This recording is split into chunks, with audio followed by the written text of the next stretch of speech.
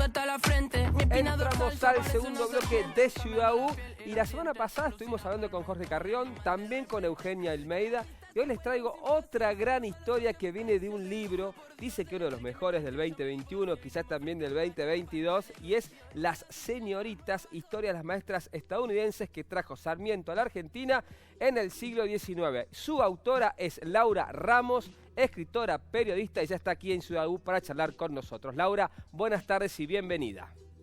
Gracias, Miguel. Acá estamos. Laura, muy contentos bueno, de estar en el interior. Estoy fascinado con lo que es el libro, porque la historia que empezás a contar sorprende, porque si bien teníamos el dato de que vinieron estas docentes que trajo Sarmiento, no sabíamos lo que había sido su vida aquí en Argentina. ¿Cómo te topaste vos con toda esta información y cómo decidiste contar esta historia?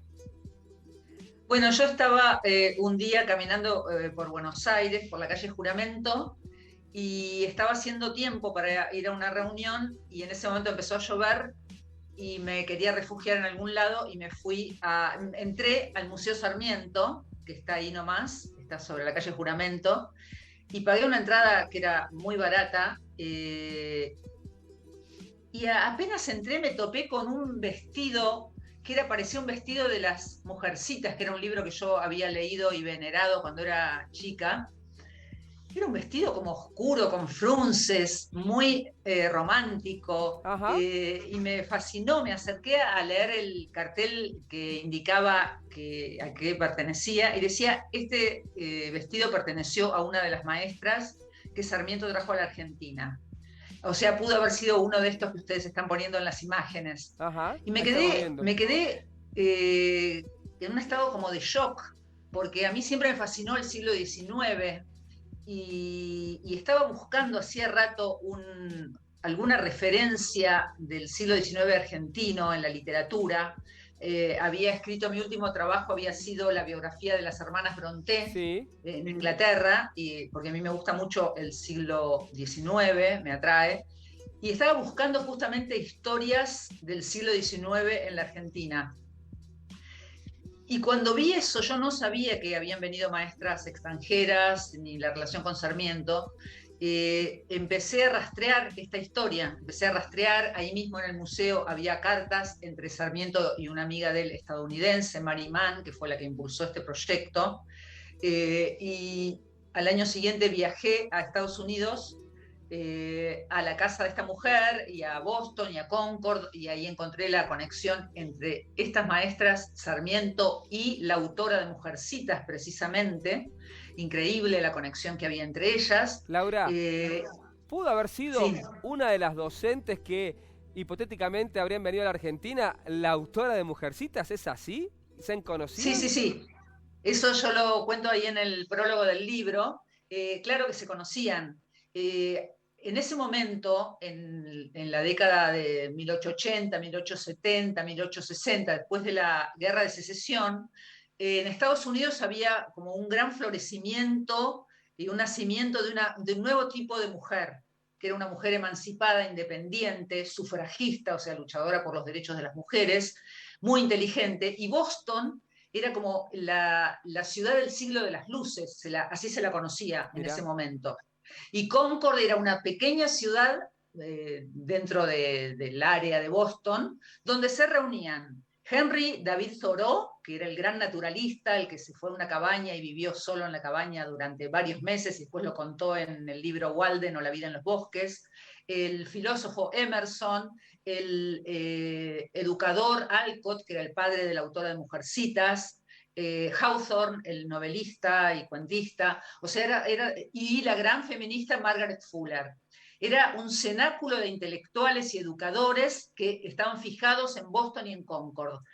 En este grupo había 3 hermanas que se llamaban Peabody, que eran 3 hermanas brillantes, inteligentísimas, hermosas. Una de ellas estaba casada con Hawthorne, la otra era una luchadora feminista, o sea, en ese momento se llamaba sufragista, y la tercera era una educadora inteligentísima que era amiga de Alcott, del padre de Louisa May, o sea, la autora de Mujercitas. Era tan amiga de él que fue a trabajar a la escuela de él, que una escuela para esclavos libertos, que finalmente fue cerrada por aceptar a un niño negro. Wow. Tal era la calidad y la intensidad de su militancia por los derechos civiles, ¿no?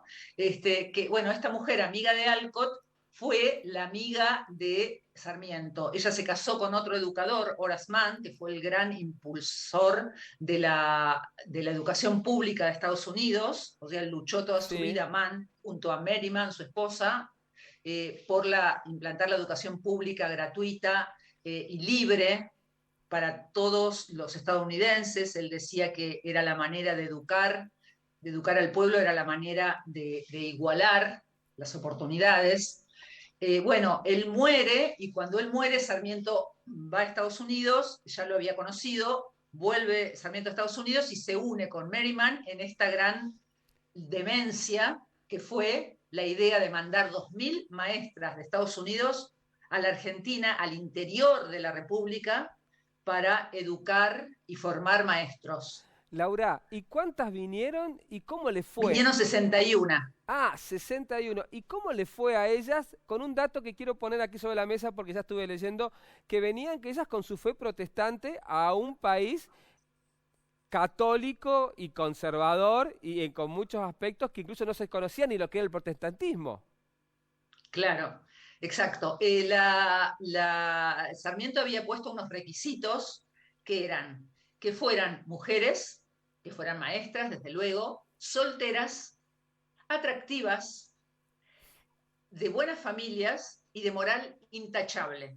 Y además decían, sería preferible que supieran hacer gimnasia y que fueran de carácter entusiasta. Todo esto pedía Sarmiento. Y en su mayor parte cumplieron con estos requisitos ellas, pero la gran mayoría, excepto 3, eran protestantes. Justamente 2 de ellas, 2 protestantes, fueron a Córdoba en 1884. Llegaron.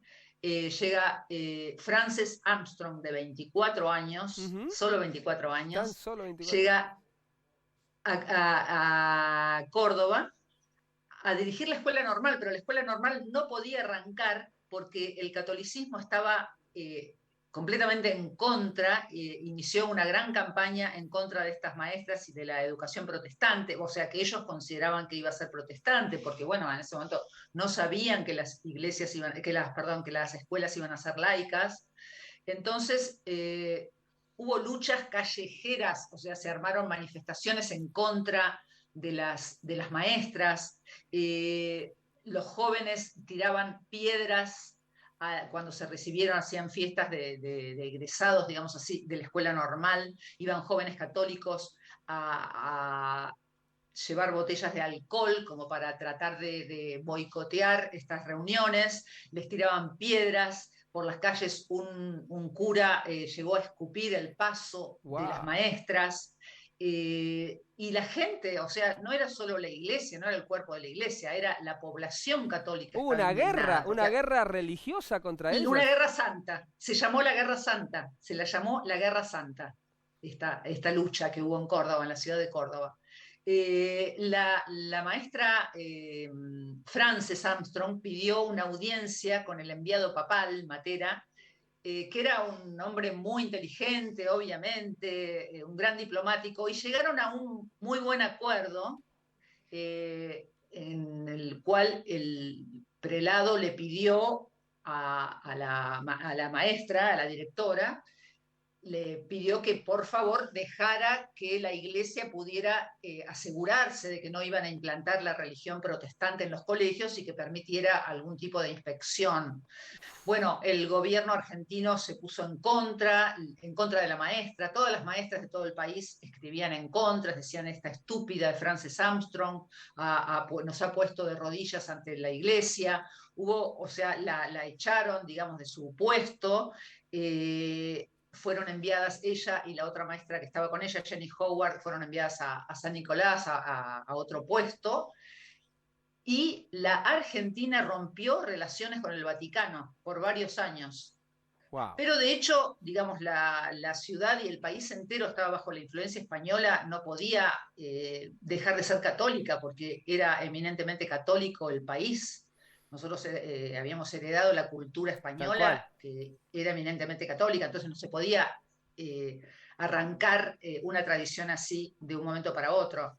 Pero de todas maneras, en Córdoba hubo otras maestras que trabajaron muy bien, y en el observatorio, el extraordinario Observatorio Astronómico de Córdoba, donde hubo también otro estadounidense que fue con toda su familia, que fue Benjamin Gould, que fue con su esposa, que era una mujer inteligentísima, que también formaba parte de este grupo de mujeres que les decía, independientes y muy inteligentes, de la nueva mujer, el nuevo modelo de mujer estadounidense. La esposa de Gould, con todas sus familias, estaban instalados en el observatorio que crearon de la nada, crearon un observatorio increíble. Y ahí también fue una de las maestras, en las veladas que hacían los Gould, una de las maestras conoció a un astrónomo, se casó con él, y ella misma también se quedó a vivir en la Argentina y murió aquí. Cuando quedó viuda, quedó viviendo ahí en Córdoba, estaba como muy encantada con la provincia. Los Gould tuvieron una gran tragedia, que fue que 2 de sus hijitas murieron ahogadas en el río Segundo, Wow. en un rápido que hubo. Las 2 niñas de 10 y 12 años. Los Gould quedaron devastados. Él quedó muy enamorado de la población de Córdoba, que los ayudó muchísimo a buscar los cuerpos de las niñas, y cuando los encontraron, la gente misma iba a llevarles flores, las vistieron a las niñas de blanco.